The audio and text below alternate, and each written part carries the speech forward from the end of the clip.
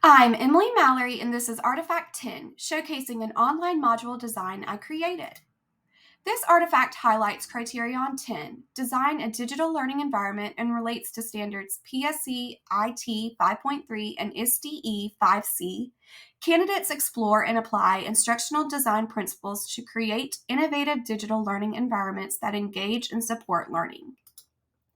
The online learning module I designed for high school biology students provides evidence of my ability to utilize instructional design principles to create an innovative and digital environment that engages and supports learners. Using Google Sites, I designed a virtual learning space for the Evidence of Evolution unit. Within this virtual learning space, I embedded a link on the homepage to my blended classroom syllabus, where I provide students with a list of clear expectations, rules, procedures, guidelines, support materials, grading percentages, technology support, and more. A key component of my online learning module is my Bitmoji classroom, where I was able to design an interactive, user-friendly landing page for students to access commonly used sites within our virtual learning space.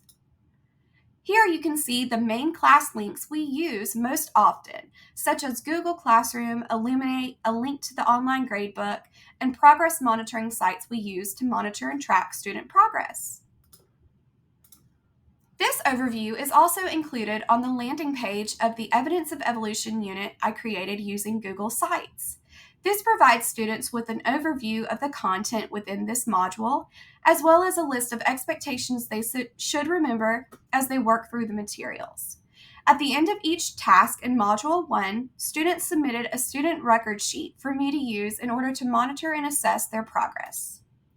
Students were also expected to communicate with me as their instructor and their peers quite regularly throughout the module through the use of discussion posts, synchronous Google Meet sessions, and posts created using our Flipgrid discussion board.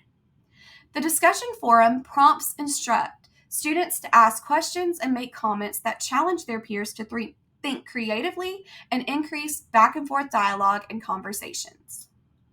Student interaction is supported by the Student Communication Guidelines in the course syllabus. Prior to starting this module, students created an online student portfolio using Google Sites, where they included a section designated for their discussion posts, responses, and summaries. They also are expected to communicate with each other using our class Flipgrid, where they are able to listen to and respond to their peers as they worked through the content within the module. The module activities, as shown here from the first module within the unit, and assessments follow instructional design principles. Our Friday meetings involve students in the learning process through reviewing the module's learning objectives, tasks, and assessments. Each module concludes with the discussion prompt, where students answer different questions that pertain to each task.